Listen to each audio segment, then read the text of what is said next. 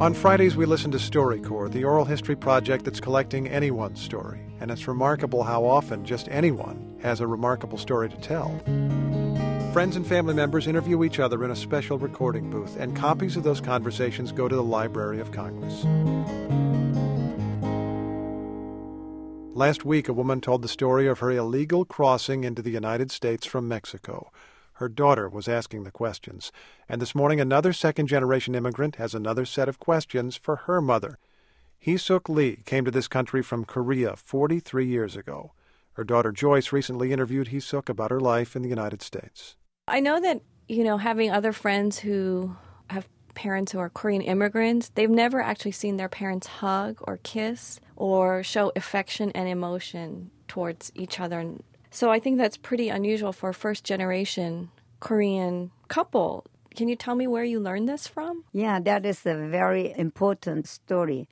When I started going to church, I met an American missionary, Bob and Argo Pinkston.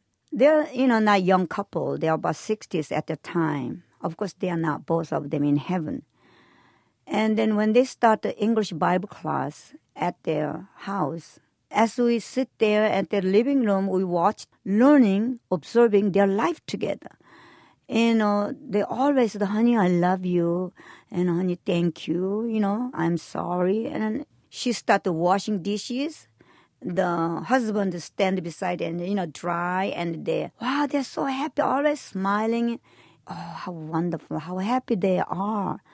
And then when I look, my mother, she served husband, my dad, like a king. And then, cook so hard. And then, I never heard dad say thank you or I love you. Never heard that. So I decided when I get married, I want to be happy, sweet couple, like a missionary friend. Of course, when I get married, it's typical Korean man. When I said, honey, I love you, and a typical man just sitting in the living room, reading newspaper, didn't respond. So I said, I love you. And he said, okay. And I wasn't satisfied with that answer because love, expression. So I said, I love you. He said, oh, me too. Said, well, can't you say I love you too? At first he said it's very hard because he's not used to express, I said, I love you until he responded, honey, I love you too. And an ongoing practice. And later on, it wasn't difficult. He just say, I love you too. And then hug and even kiss on my cheek.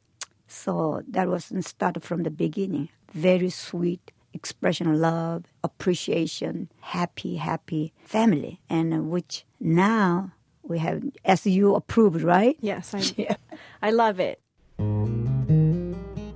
Joyce Lee and her mother Hee-Suk at a StoryCorps booth in Los Angeles.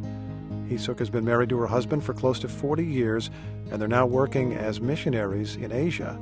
To make a reservation for your interview or hear additional stories from StoryCorps, visit npr.org.